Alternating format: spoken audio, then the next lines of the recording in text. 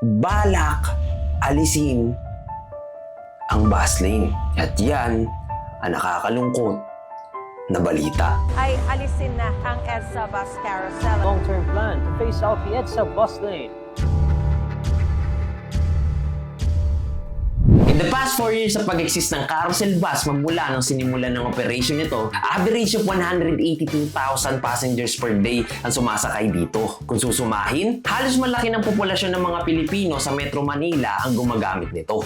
Kaya naman today, as in today brother, ipapakita ko sa inyo kung gaano katipid sa pagsisave ng time ang carousel bus sa bus lane bilang isang commuter. Good morning, good morning, good morning! Sa South tayo, tapos North tayo, sa Ortigas Station tayo bababa dahil dun yung may pinakamaraming pasaherong bumababa pare. Oras natin ngayon 7:54 AM pa na umaga and pasok pa rin siya sa peak hours.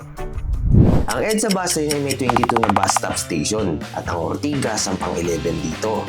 Ang layo ng monumento sa Ortigas ay 13.7 kilometers at ang average time para makuha to gamit ang pribadong sasakyan ay 40 to 43 minutes. Pero nakadepende pa rin sa oras sa traffic. Bang! Pare, dito tayo ngayon sa Ortigas. Nakarating tayo ng 8:43 AM. So wala pa siyang 1 hour simula nung umalis tayo sa monumento pare. Ganoon lang siya kabilis. Kaya naman pilit kong hinahanap ang sagot sa mga katanungan ko. Na kung bakit, paano, o paano na tayo? Pero ang pinakamalaking tanong, Bakit nila gustong alisin ang bus lane?